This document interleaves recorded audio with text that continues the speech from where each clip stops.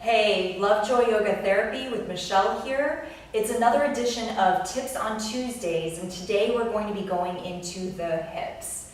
So I'm a big fan of hip openers and heart openers, mainly because we tend to store a lot of tension in those major areas of our bodies, whether physical or emotional tension. Everything is energy. Our thoughts, our feelings, the words that we speak, all of that creates energy. And a lot of times we tend to store a lot of that stuff inside, and that energy is stagnant. So that's why I love this system of yoga, because it's not just a working out physically, it's a working in spiritually. So these stretches that I'm sharing with you not only help as stress relief, but they also help to release a lot of emotional tension and things we tend to carry inside. This is why movement is so important to us. So for this hip opener that I'm going to be sharing with you today, it is a lunge variation. No props are needed, just you and your couch. That's all that's needed. I love this variation in particular because it takes pressure off of the knees. Sometimes some lunge poses are started from a hands and knees position where you're on the ground, and that tends to put a lot of pressure on the knees. So this one takes that pressure off. So it's especially beneficial for people who have sensitive knees or who are recovering from any sort of knee injury. And this one's also great for those of us who are sedentary, or if you sit at a desk all day. This helps to counterbalance and stretch open the hips and the psoas, which in turn improves posture. It even improves your breathing because your diaphragm is connected to your psoas.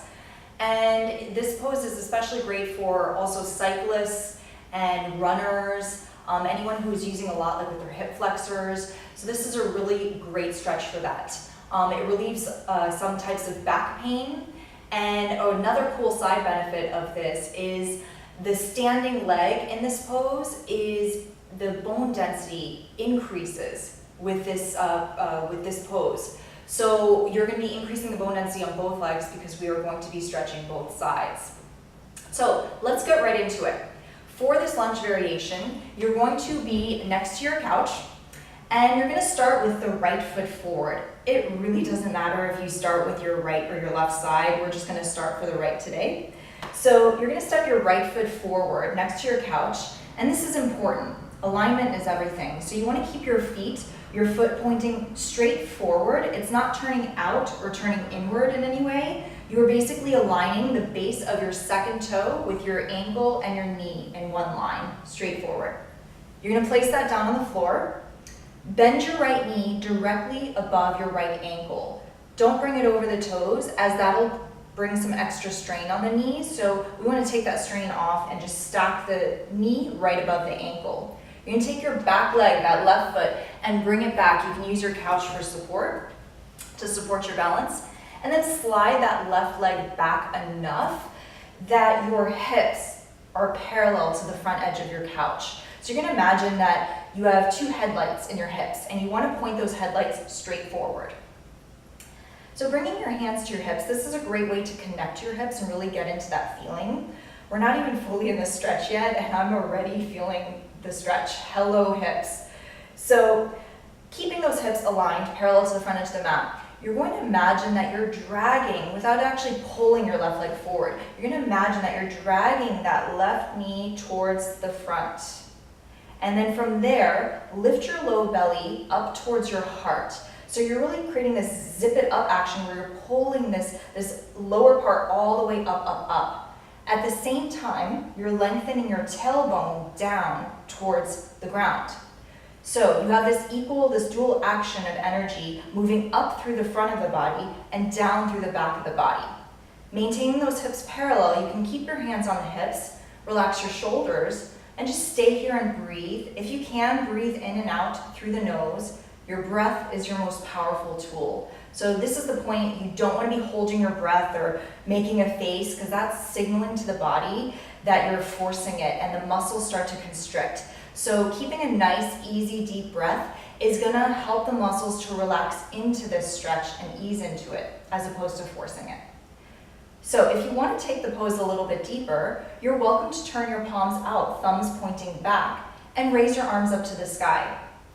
Make sure that you don't hug your shoulders all the way up to your ears. because then you're creating some tension in the neck. So you want to keep the shoulders soft and away from the ears, pinkies turn towards each other, and then keep that lifting, zipping up sensation, now pulling the heart up towards the sky, and breathe.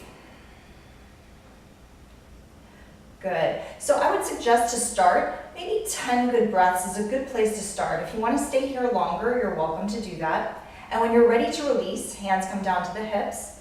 And then on an exhale, you can put your hand in front of you to support you again and take that leg off. You might need that support because wow, this is deep. I'm feeling it. Such a good stretch, such a good stretch. And to get to the other side, all you're going to do is flip yourself around and step your left foot forward. Same exact principles. Left foot points straight forward, left knee stacks above your left ankle. Use your hands for support and slide your right foot up onto the couch and slide it back enough that both those headlights or hips are pointing straight forward. They're parallel. Good. From here, energetically dragging that right hip, that right knee forward, and then lifting, pulling your low belly up through the front of the body and lengthening your tailbone down towards the ground. Again, equal energy up through the front, equal energy down through the back. Hands can stay on the hips, keep the shoulders soft. Notice your breath here. And if you want to go a little deeper, bring your hands all the way up, keep the shoulders soft, pinkies turn towards each other, and keep that lifting sensation all the way up through the heart, up to the sky. Good. Breathing nice and deep. And when you're ready to release, hands come back down to the hips. Release your hands to the couch and then support yourself to slide that leg back off. And voila, there you go. That's your hip stretch. So, wow, I'm really feeling open now from this. So I would love to hear from you in the comments below. When do you tend to feel tension in your hips? Ladies, you might even notice during your moon cycle that you feel a little more tension or energy in that area. I know I do during that time, so I love doing that stretch during that time as well. I love doing this stretch a lot. So I'd love to hear from you. When do you feel tension in your hips? Do you notice it's correlated maybe with certain stressors in your life or certain emotional issues that you might be dealing with? That's when that energy starts to rise up. So let me know if you've tried this out. I'd love to hear from you how it felt for you, what you learned from it, and I look forward to seeing you soon. Take care.